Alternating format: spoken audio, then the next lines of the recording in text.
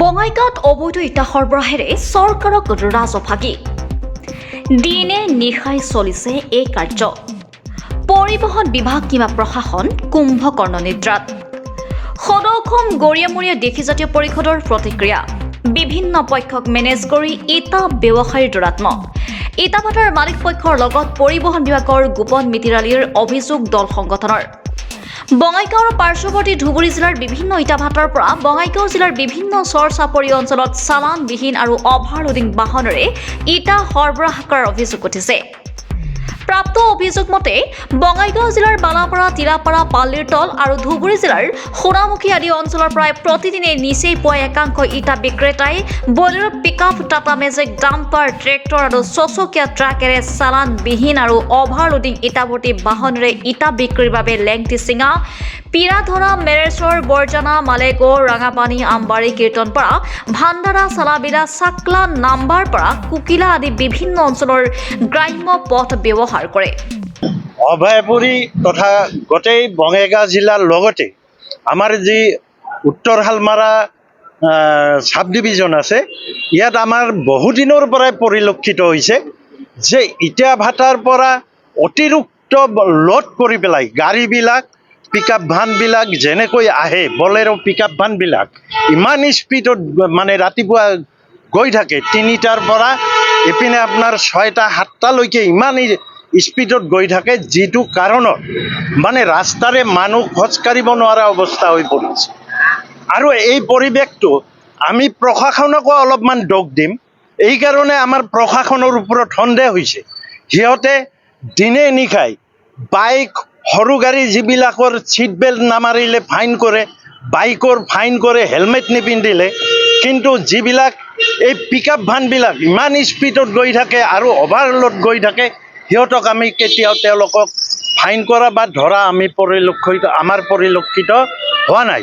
যাৰ কাৰণে আমাৰ প্ৰশাসনৰ ওপৰতো কিছু পৰিমাণে সন্দেহ হৈছে।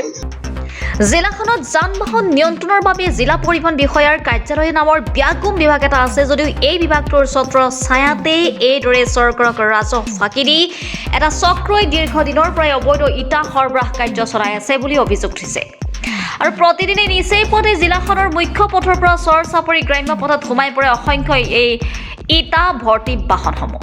গ্ৰাম্য পথসমূহ যথেষ্ট ঠেক আৰু অধিক বহন ক্ষমতা নথকাৰ বাবে পথ জহি খহি যোৱাৰ উপৰিও সততে দুৰ্ঘটনা সংঘটিত হৈ আহিছে। ইটা বিক্ৰেতাই চৰকাৰক ৰাজহ ফাঁকি দিয়াৰ উপৰিও অধিক লাভৰ আশাত একোখন বাহনত ভাল ইটা আৰু বেয়া ইটা মিহলাই অধিক বেছি দামত বিক্ৰী কৰে বুলিও অভিযোগ উত্থাপিত হয়। এই ক্ষেত্ৰত অঞ্চলটোৰ সচেতন ৰাইজে বিভাগটোক অভিযোগ দিলেও ৰহস্যজনকভাৱে মৌনতা অৱলম্বন কৰে বুলি অভিযোগত প্ৰকাশ পাইছে।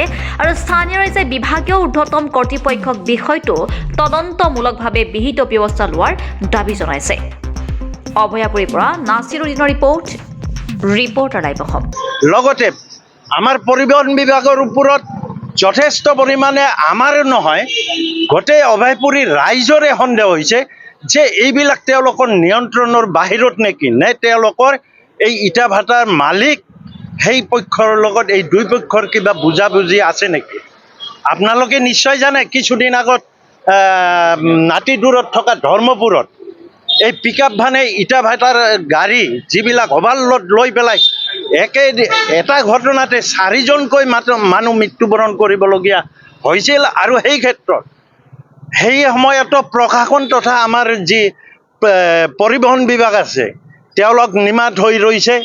আৰু যাৰ কাৰণে আমাৰ অভয়পুৰী ৰাইজৰ যথেষ্ট পৰিমাণে সন্দেহ আছে। আৰু সেই সন্দেহৰ আঙুলি আমি পৰিবহণ বিভাগ তথা বা আমাৰ প্ৰশাসন বিভাগলৈ আমি নিশ্চয় আঙুলি টুৱাম। এইখিনিয়ে এই পিকআপ ভানৰ ওপৰত বা ইটা ভাটাৰ ওপৰত মোৰ ক'ব লগা। Reporter live Assam.